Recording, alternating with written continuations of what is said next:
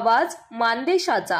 भोर तालुक्यातील श्री क्षेत्र बनेश्वर येथील बनेश्वर फाटा ते वनविभाग कमांड या देवस्थानाकडे जाणाऱ्या 1.5 किलोमीटरच्या रस्त्याची प्रचंड दुरवस्था झाली आहे। तो रस्ता काँक्रीटचा करण्यात यावा या मागणीसाठी बारामती लोकसभा मतदारसंघाच्या खासदार सुप्रिया सुळे या पुणे जिल्हाधिकारी कार्यालयाबाहेर ठिय्या आंदोलन करत आहेत। पाहूया। ज्या शहरांमध्ये करोडो रुपयाची मेट्रो होऊ शकते, करोडो रुपयांचे रस्ते गडकरी साहेबांच्या नेतृत्वात राज्यात नाही देशात होत आहे। गडकरी साहेबांकडे कधी आम्ही कामाने गेलो की गडकरी साहेब कधीच नाही म्हणत। आणि या देशात म्हणजे बारामती लोकसभा मतदारसंघामध्ये सगळ्या टीमच्या पाठपुराव्यामुळे आज एवढा मोठा रस्ते तुम्ही सगळेच बघताय झालेले आहेत। चांदणी चौकातला तो मोठा लीक झाला असेल, त्याच्यानंतर आपला एवढे मोठे रस्ते सगळ्याच बारामती लोकसभा मतदारसंघाच्या प्रत्येक तालुक्यात करण्यात आम्हाला सगळ्यांना एक टीम म्हणून यश आलेलं आहे। आणि दुर्दैव आहे की 1.5 किलोमीटरचा रस्ता आहे, बनेश्वरचे सगळे आमचे लोक हे आले, हे सगळ्यांचं आस्थेचं ठिकाण आहे। गेले 6 महिने आम्ही फॉलोअप करतोय की या रस्त्यावर तुम्ही काहीतरी डागडुजी तरी करा। तर हे दुर्दैवाने सरकार डागडुजी पण करायला तयार नाही। त्यांचं म्हणणं आहे आमचा PMRDAचा मोठा प्लॅन आहे। अरे PMRDAचा 900 कोटी रुपयाचा प्लॅन आहे, तो आमच्या पत्रात कधी बनणार? नसरापूरचे चेलाडी फाट्याचे आमचे सगळे ज्येष्ठ नागरिक असतील, शिवभक्त असतील, लाखो लोक बनेश्वरला दर्शनाला जातात, शाळांच्या सहली जातात तिथे किती वर्ष। आणि 1.5 किलोमीटरचा रस्ता कितीसाठी? त्याच्यासाठी वणवण आम्ही सगळेच केलोय।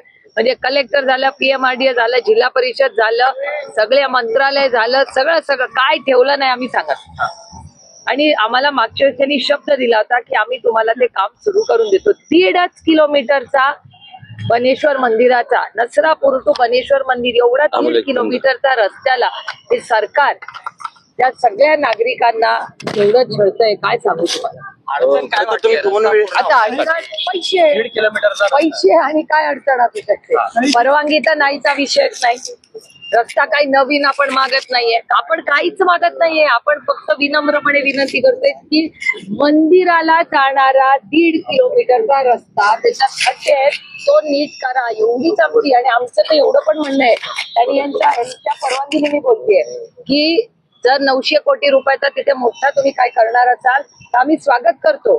त्याला 1, 2, 3 वर्ष घ्या, आम्ही समजू शकतो, मोठा निधी आहे। पण 1.5 किलोमीटरचा रस्ता खड्डे तर बुजवा, एवढं तरी करा तुम्ही। हे काय आता जास्त मागणी करतायत का मला? 2 वेळेस तुम्ही इशारा दिला होता, त्यानंतरही प्रशासनाला जाग आली नाही। तुम्ही एकदा ट्विट केलं, त्याच्यानंतर त्यांनी आश्वासन दिलं होतं, अजूनही खरं तर त्याच्यावर तोडगा नाही। दुर्दैव हे बघा, तुमच्या प्रश्नातच माझं उत्तर आहे ना, म्हणून तर इथे येऊन बसावं लागतं आज त्यांना। म्हणजे आम्हाला याच्यात राजकारण आणायचं नाही, कारण आमच्या सगळ्यांच्या निष्ठेची जागा आहे। आम्ही सगळेच बनेश्वरला रेग्युलरली जातो, आमच्या श्रद्धेचं स्थान आहे ते। आणि आमच्या फक्त नाहीये, महाराष्ट्रातल्या लाखो लोकांच्या श्रद्धेचं स्थान आहे। कोण अडकाठी घालतंय असं तुम्हाला वाटतंय? खरं तर हे सगळे कोण अडकाठी घालतंय याच्यामध्ये? याचा प्रश्न तुम्ही प्रशासनाला मला कसं माहिती असेल?